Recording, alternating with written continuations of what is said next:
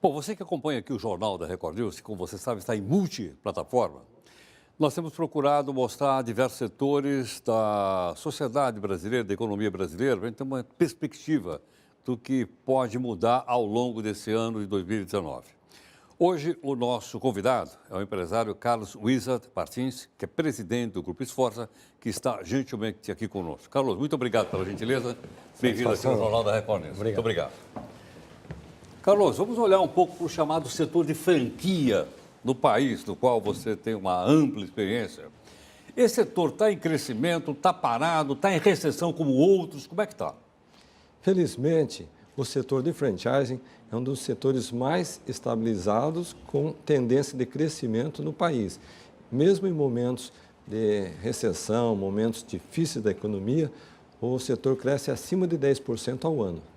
Agora, Carlos, tem alguns setores que crescem mais que outros? Sim, o setor de alimentação é um setor que está em alta, prestação de serviços, setor de educação, são cursos, sejam de idiomas ou cursos diversos, qualificação pessoal e alimentação, você sabe, independentemente, você come hoje, amanhã precisa comer outra vez, e o setor de fast food é uma área que está em pleno crescimento. Nós, do Grupo Esforça, pretendemos, nos próximos 5 anos, abrir 1.500 restaurantes. Quanto? 1.500 restaurantes, com as marcas Pizza Hut, KFC e Taco Bell. Carlos, essas marcas, algumas delas, inclusive, são internacionais, a gente encontra pelo mundo inteiro. Há marcas também brasileiras fora do Brasil? Existe hoje um programa de internalização, ou seja, marcas brasileiras que estão saindo das fronteiras e abraçando outros mercados. Outra questão interessante é o seguinte, no passado havia também um número de mortes bastante acentuado na área de franchising. O que era isso? Mau planejamento, má gestão, o que aconteceu? Vamos voltar lá no início da história. Antes nós não tínhamos uma lei que regulamentava a relação entre franqueador e franqueados. Então, a partir da década de 80, Magalhães Teixeira, inclusive de Campinas, foi quem regulamentou todo o processo, deixando muito claro tanto a obrigação e dever como os direitos das partes. Então, a partir dali passou a ser um filtro, uma peneira. Somente aquelas empresas responsáveis, empresas, digamos assim, maduras, sólidas, que começaram a expandir com crescimento e com fidelização do seu parceiro de negócio, porque nada adianta também a rede entrar hoje o seu parceiro e amanhã sair. Agora, melhorou também o relacionamento entre o franqueador e o franqueado? Certamente, através do processo de amadurecimento, é um processo contínuo, porque as redes realizam treinamentos, convenções, porque, na minha opinião, o sistema de franchising é a maneira mais segura, mais rentável de ter o próprio negócio, porque a pessoa ela já recebe uma marca consolidada, ela recebe uma gama de produtos que já foi testado no mercado, ela recebe toda uma transferência de know-how, ela recebe também um apoio publicitário de marketing, que tudo isso daqui seria quase que impossível ela fazer se ela estivesse fazendo um voo solo, por exemplo. Agora, Carlos, quanto é que uma pessoa tem que investir para abrir uma franquia? Eu suponho que deve ter desde as mais modestas até as milionárias. Você tem que ter uma ideia de valor. Essa é uma pergunta que eu ouço quase que todo dia. Olha só, para você montar hoje uma loja de fast food, seja ela Pizza Hut, KFC, Taco Bell, a pessoa vai desembolsar entre 1,5 milhão a 2 milhões de reais. Já para montar uma franquia, digamos, da rede Mundo Verde, em torno de 500 mil reais. Uma escola da WhatsApp, Number One, em torno de 200 a 300 mil reais. Agora, algumas pessoas me perguntam, Carlos, mas se eu não tenho 1 milhão, se eu não tenho 100 mil reais, como que eu vou empreender? E aí? Então, foi isso que motivou, o ano passado, ter lançado com as minhas filhas o conceito Aloha, que é um projeto multinível, venda direta, porta a porta, por assim dizer, marketing de rede, onde a pessoa com apenas R$1.000, R$2.000, ela pode ter o seu negócio próprio e, a partir dali, desenvolver uma rede de distribuidores, consultores, empreendedores e crescer o seu negócio, pensando grande, mas começando pequeno. Agora, com esse desenvolvimento chamado empreendedorismo, você acabou de dar alguns exemplos agora, isso pode mudar a face econômica do país?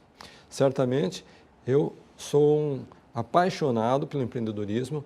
Eu acredito que o empreendedorismo é a melhor forma, é a maneira mais inteligente de transformação, seja do indivíduo, da sua condição financeira ou da sociedade em si, porque ele estimula a criatividade, ele estimula a concorrência, desenvolvimento de produtos, ele estimula o treinamento e a qualificação de mão de obra. E todos esses são elementos fundamentais para o êxito de qualquer projeto.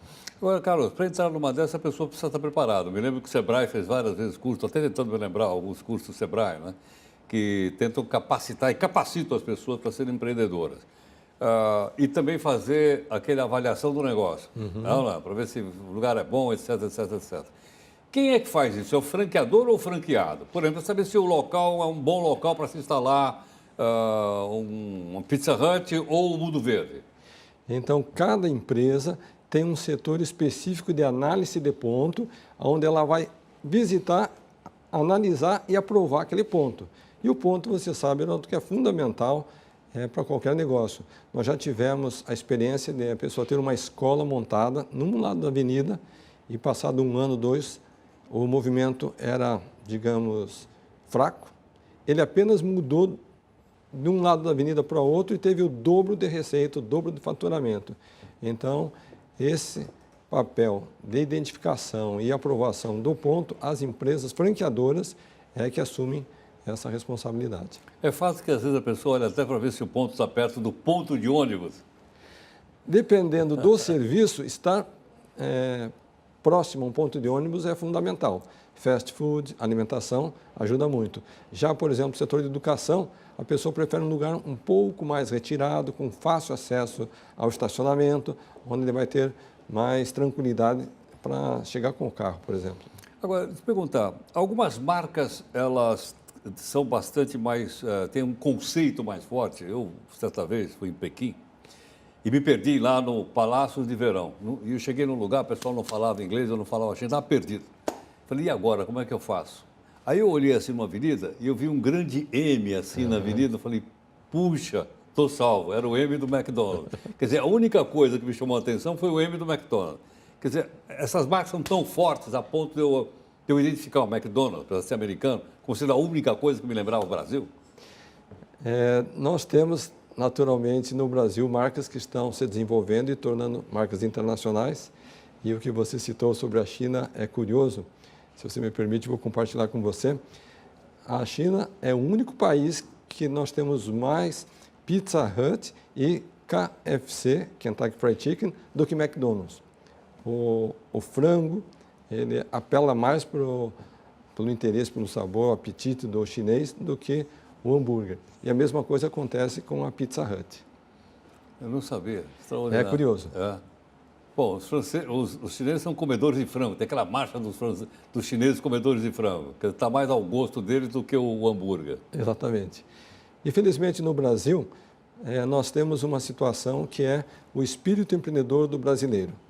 Hoje em dia, muitos jovens, eles não pensam mais fazer uma carreira no Banco do Brasil e trabalhar o resto da vida até se aposentar. Se você for hoje nas universidades e perguntar qual que é o seu sonho, ter um negócio próprio. Eu acredito que cada pessoa ela tem o seu dom, um talento, uma habilidade. E com frequência eu me pergunto, mas a pessoa nasce empreendedor ou ela se torna um empreendedor? Eu acho que ela nasce com o talento de tornar-se um empreendedor. E quando ela acredita em si mesma, acredita no seu projeto, ela tem habilidade de relacionamento e ela oferece um produto que atenda à necessidade do mercado, ela tem grande chance de êxito. Eu sou autor do livro Desperte o Milionário que é em Você. E as pessoas me perguntam, mas Carlos, você acredita que todos podem se tornar um milionário? Eu digo sim, baseado em 3 condições. Primeiro, a pessoa precisa desejar alcançar esse resultado financeiro. Só o desejo não resolve. Ela tem que transformar o desejo num projeto comercial capaz de atingir o mercado em larga escala. E terceiro, é fundamental, ela tem que ser muito hábil para gastar menos do que recebe. Pera, como é que é o título do livro? Desperte o milionário que há em você. Você me arruma um exemplar? Certamente, vai ser uma satisfação deixar aqui com o Heródoto. Muito obrigado, Carlos. Valeu, felicidades. Muito obrigado.